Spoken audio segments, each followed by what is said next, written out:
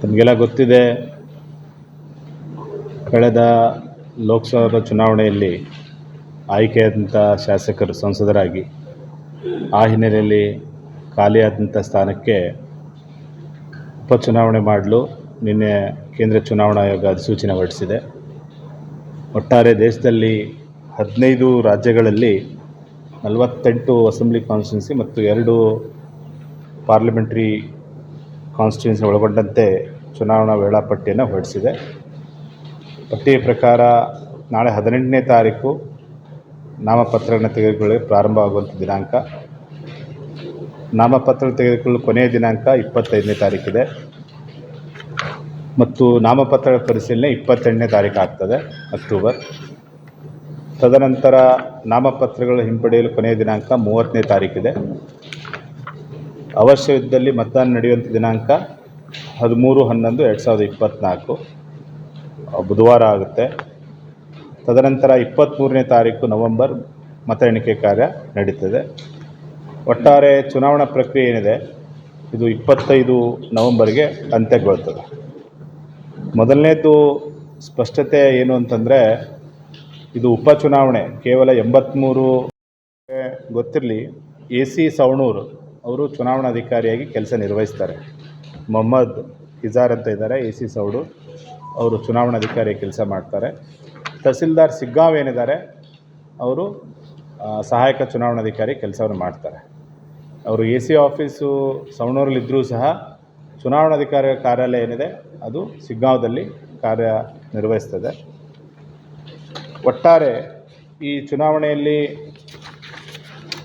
ನಮ್ಮದೇನು ಸಿಗ್ಗಾಂವ್ ವಿಧಾನಸಭಾ ಕ್ಷೇತ್ರ ಇದೆ, ಒಟ್ಟು 241 ಮತಗಟ್ಟೆಗಳಿದೆ.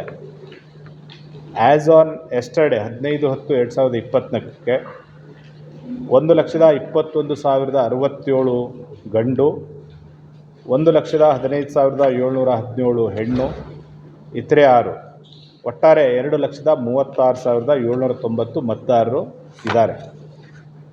ತಮಗೆಲ್ಲ ಗೊತ್ತಿದೆ, ಈ ಮತದಾರರ ಪಟ್ಟಿಯಲ್ಲಿ ನಿರಂತರ ಪ್ರಕ್ರಿಯೆಯಲ್ಲಿ ಹೆಸರುಗಳನ್ನು ಸೇರಿಸಲಿಕ್ಕೆ ಅವಕಾಶ ಇರ್ತದೆ. ನಿಯಮಗಳ ಪ್ರಕಾರ ನಾಮಪತ್ರವನ್ನು ಪಡೆಯುವ ಕೊನೆಯ ದಿನಾಂಕದವರೆಗೆ ಅಂಥೇಳಿ ಹೇಳ್ತದೆ.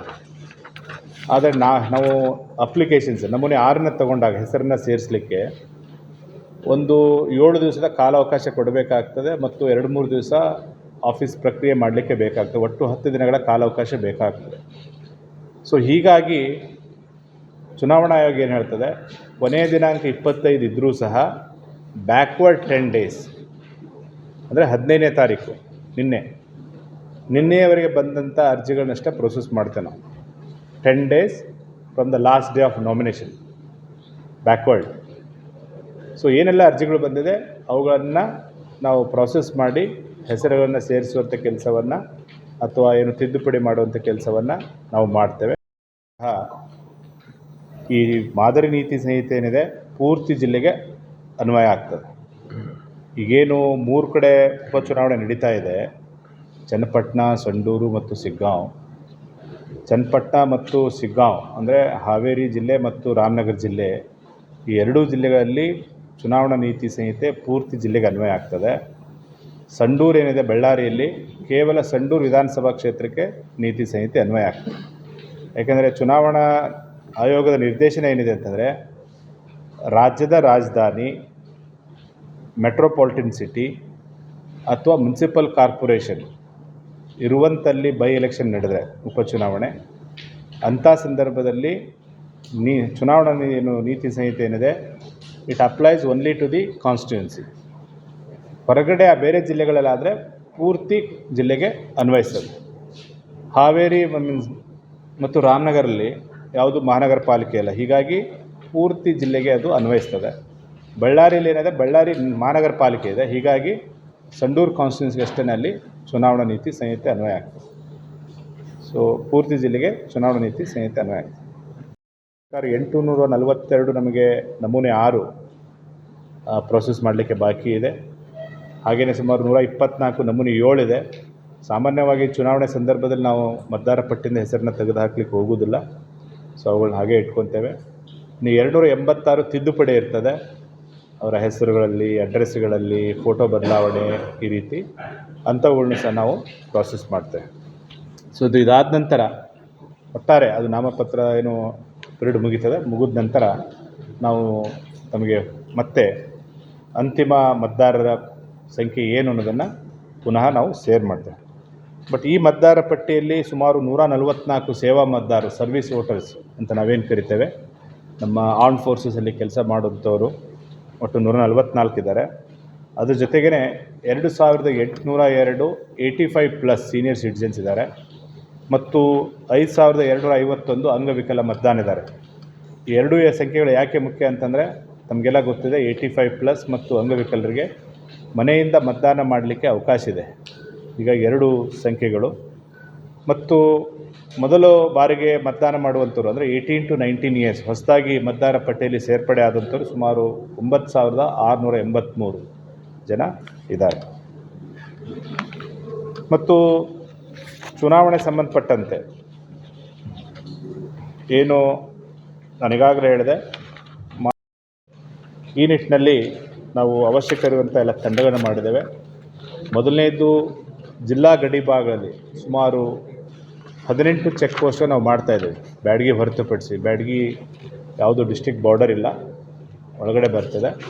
ಉಳಿದ ತಾಲೂಕುಗಳೇನಿದೆ ಅವಕ್ಕೆ ಗಡಿ ಇರೋದ್ರಿಂದ ನಾವು 18 ಚೆಕ್ ಪೋಸ್ಟ್ನ ಮಾಡ್ತಾಯಿದ್ದೇವೆ. ಈಗಾಗಲೇ ಚೆಕ್ ಪೋಸ್ಟ್ಗಳ ಸ್ಥಾಪನೆ ಕೆಲಸ ಪ್ರಾರಂಭವಾಗಿದೆ. ನಿನ್ನೆನೇ ಸಿಗ್ಗಾಂವದಲ್ಲಿ ನಾವು 4ನೇ ರಾತ್ರಿನೇ ತಯಾರಾಗಿದೆ. ಉಳಿದು ಇವತ್ತು ಮಧ್ಯಾಹ್ನ ಅಥವಾ ಸಾಯಂಕಾಲ ರೆಡಿ ಆಗ್ತದೆ.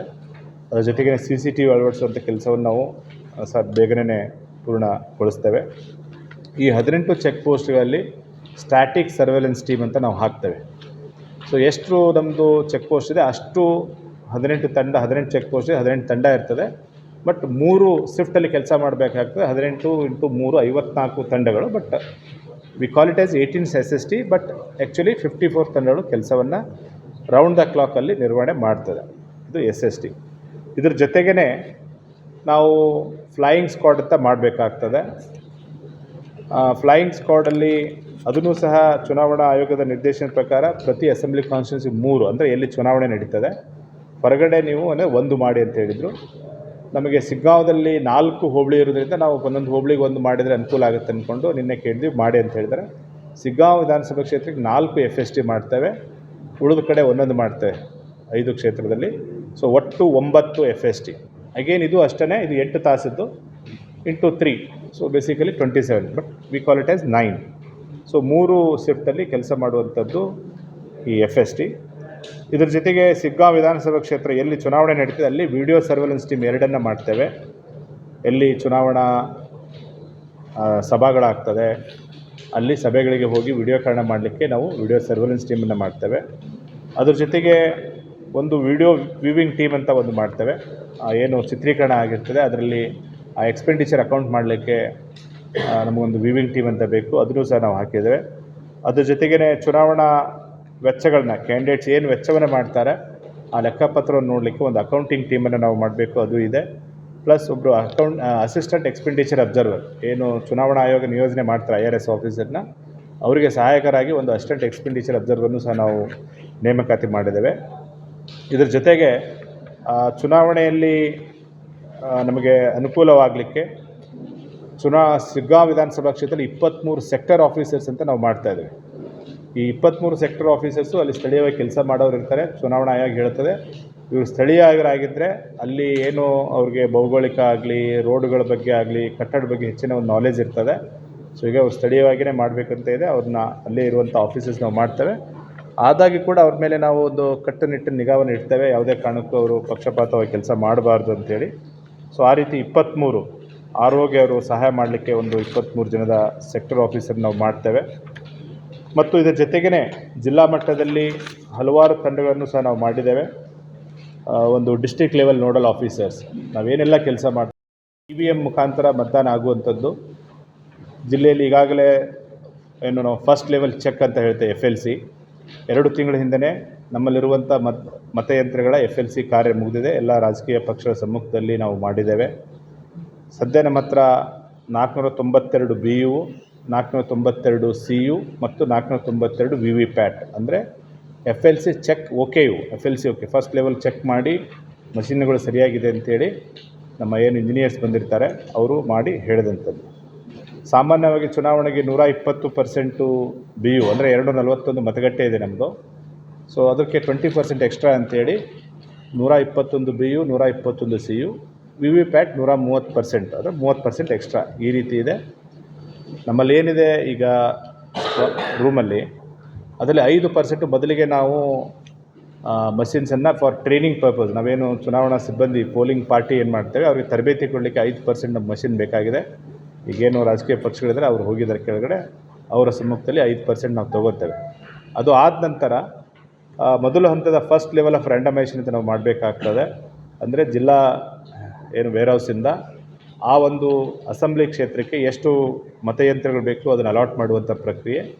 ಈಗ ನಮ್ಮದು ಒಂದೇ ಕಾನ್ಸ್ಟಿಟ್ಯೂನ್ಸಿ ಚುನಾವಣೆ ಇರೋದ್ರಿಂದ ಆ್ಯಸ್ ಎ ಲಕ್ಸುರಿ ಇರೋದ್ರಿಂದ ಸ್ವಲ್ಪ ಹೆಚ್ಚಿನ ಮತಯಂತ್ರಗಳು ನಾವು ತೊಗೊತೇವೆ. 18ನೇ ತಾರೀಕು ನಾವು randomisation in presence of political party ನಾವು ಮಾಡ್ತೇವೆ. ಅಂದರೆ ಜಿಲ್ಲಾ ವೇರ್ಹೌಸಿಂದ ಅಸೆಂಬ್ಲಿ ವಿಧಾನಸಭಾ ಕ್ಷೇತ್ರಕ್ಕೆ ಅಲಾಟ್ ಮಾಡುವಂಥದ್ದು. ಸೊ ಈ ಮಷೀನ್ಗಳು ಇಲ್ಲಿಂದ ಸಿಗ್ಗಾಂವ್ಗೆ ಹೋಗ್ತವೆ. ತರಬೇತಿ ಏನಿದ್ದಾವೆ ಅವು ನಾವು ಇಲ್ಲೇ ನಮ್ಮ ಹೆಡ್ ಕ್ವಾರ್ಟರ್ಸಲ್ಲಿ ಇಟ್ಕೊ. ಚುನಾವಣಾ ಸಿಬ್ಬಂದಿ ಸಂಬಂಧಪಟ್ಟಂತೆ ನಾವು ಮೊದಲಿಗೆ ಏನು ಅಂದ್ಕೊಂಡಿದ್ವಿ, ಪುರುಷರು ಏನಿದ್ದಾರೆ ಪ್ರಿಸೈಡಿಂಗ್ ಆಫೀಸರ್ಸ್ ಮತ್ತು ಚುನಾವಣಾ ಮತಗಟ್ಟೆ ಅಧ್ಯಕ್ಷಾಧಿಕಾರಿ ಮತ್ತು ಸಹಾಯಕ ಅಧ್ಯಕ್ಷಾಧಿಕಾರಿ, ಪುರುಷರನ್ನ ಪಕ್ಕದ ಕಾನ್ಸ್ಟಿಟ್ಯೂನ್ಸಿ ಹಾನಗಲ್ಲು ಅಥವಾ ಹಾವೇರಿ ಈ ಥರ ತೊಗೋಬೇಕು. ಮಹಿಳೆಯರು ಅವ್ರಿಗೆ ಒಂದು ಕಡೆಯಿಂದ ಇನ್ನೊಂದು ಕಡೆ ಮೂವ್ಮೆಂಟ್ ಮಾಡಲಿಕ್ಕೆ ಆಗೋದಿಲ್ಲ, ಹೀಗಾಗಿ ಸ್ಥಳೀಯವಾಗಿ ಅವ್ರನ್ನ ತೊಗೋಬೇಕಂತ ಇತ್ತು. ಯಾಕೆಂದರೆ ಭಾಳಷ್ಟು ಜನ ಪರ್ದನಶಿನ ವೋಟರ್ಸ್ ಇರ್ತಾರೆ, ಇದನ್ನು ಹಾಕ್ಕೊಂಡು ಬಂದಿರ್ತಾರೆ. ಸೊ ಮಹಿಳೆಯರದು ನಮ್ಮದು ಪೋಲಿಂಗ್ ಪಾರ್ಟಿಲಿ ಅವಶ್ಯಕತೆ ಇರ್ತದೆ. ಬಟ್ ನಿನ್ನೆ ನಾವು ಒಂದು ಎಲೆಕ್ಷನ್ ಇವ್ರ ಜೊತೆ ಚರ್ಚೆ ಮಾಡಿದಾಗ ಪೂರ್ತಿ ಹೊರಗಡೆ ತೊಗೊಳ್ಳಿ ಅಂತ ಹೇಳಿದ್ದಾರೆ.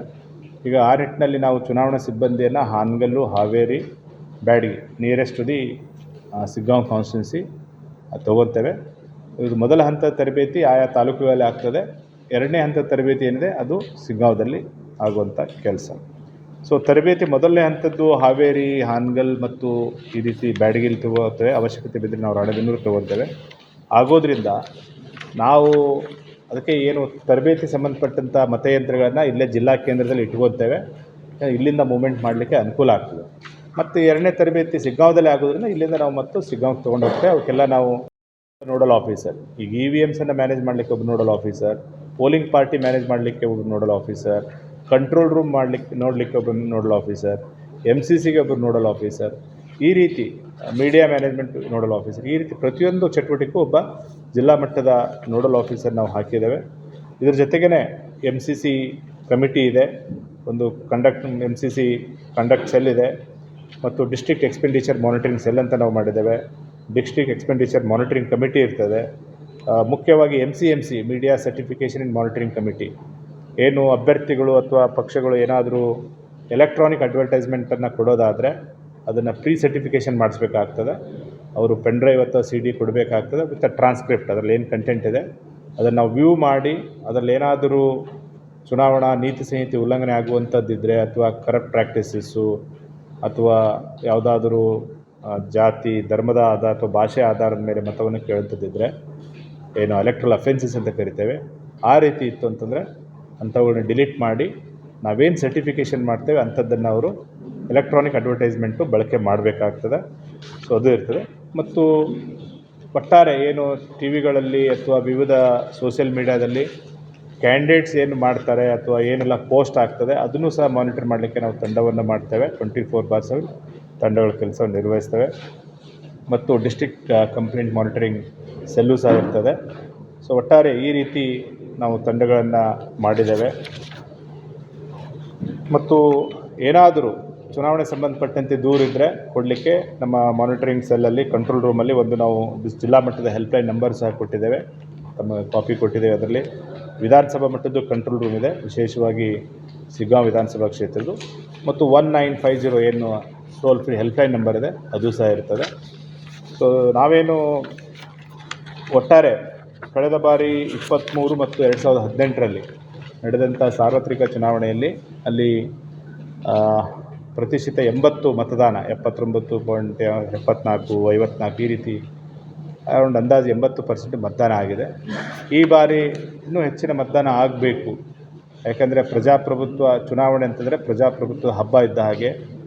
ಚುನಾವಣಾ ಆಯೋಗ ಇವತ್ತು ಬಹಳ ಸ್ಪಷ್ಟವಾಗಿ ಹೇಳ್ತದೆ, ಚುನಾವಣೆ ಅಂತಂದರೆ ಬರೀ ಯಶಸ್ವಿ ಅಥವಾ ಶಾಂತಿಯುತ ಮತದಾನ ಅಲ್ಲ, ಇದು ಮುಕ್ತವಾಗಿರಬೇಕು, ನ್ಯಾಯಸಮ್ಮತವಾಗಿರಬೇಕು, ಪಾರದರ್ಶಕವಾಗಿರಬೇಕು.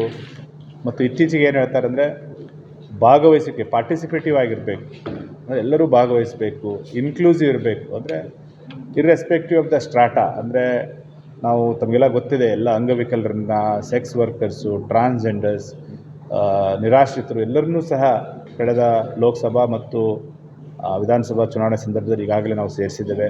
ಅವರೂ ಸಹ ಚುನಾವಣೆಯಲ್ಲಿ ಭಾಗವಹಿಸಬೇಕು. ಮತ್ತು ಮುಖ್ಯವಾಗಿ ಎಕ್ಸೆಸಿಬಿಲಿಟಿ ಇರಬೇಕು. ಎಕ್ಸೆಸಿಬಲ್ ಅಂದರೆ ಚುನಾವಣಾ ಮತಗಟ್ಟೆಗೆ ಹೋಗಿ ಮತದಾನ ಮಾಡುವಂಥ ಒಂದು ಇರಬೇಕು. ನಿನ್ನೆ ವೇಟ್ ಮಾಡಿ ಚೇರನ್ನು ಕೊಡುವಂಥದ್ದು ಅಥವಾ ನೆರಳನ್ನು ಮಾಡುವಂಥದ್ದು, ರ್ಯಾಂಪನ್ನು ಮಾಡುವಂಥದ್ದು, ಕುಡಿ ನೀರಿನ ವ್ಯವಸ್ಥೆ, ಟಾಯ್ಲೆಟ್ಟು, ಮತ್ತು ವಿಶೇಷವಾಗಿ ಅಂಗವಿಕಲರು ಬಂದರೆ ಅವರಿಗೆ ವೀಲ್ ಚೇರ್ಸು, ಈ ರೀತಿ ಹಲವಾರು ವ್ಯವಸ್ಥೆಗಳನ್ನ, so that the polling station should be accessible to the voters. So ಈ ನಿಟ್ಟಿನಲ್ಲಿ ಚುನಾವಣೆ free, fair, transparent, accessible, inclusive and participative ಆದಾಗ ಮಾತ್ರ ಈ ಒಂದು ಪ್ರಜಾಪ್ರಭುತ್ವ ಸದೃಢವಾಗಲಿಕ್ಕೆ ಸಾಧ್ಯ ಇದೆ. ಈ ಜವಾಬ್ದಾರಿ ಕೇವಲ ಚುನಾವಣಾ ಆಯೋಗದ ಮೇಲೆ ಅಷ್ಟೇ ಇಲ್ಲ. ಚುನಾವಣಾ ಆಯೋಗ ಅಂತಂದರೆ ರಾಜ್ಯ ಚುನಾವಣಾ ಆಯೋಗ ಬರ್ತದೆ, ನಾವು ಬರ್ತೇವೆ, ಎಲ್ಲರೂ ಬರ್ತೇವೆ.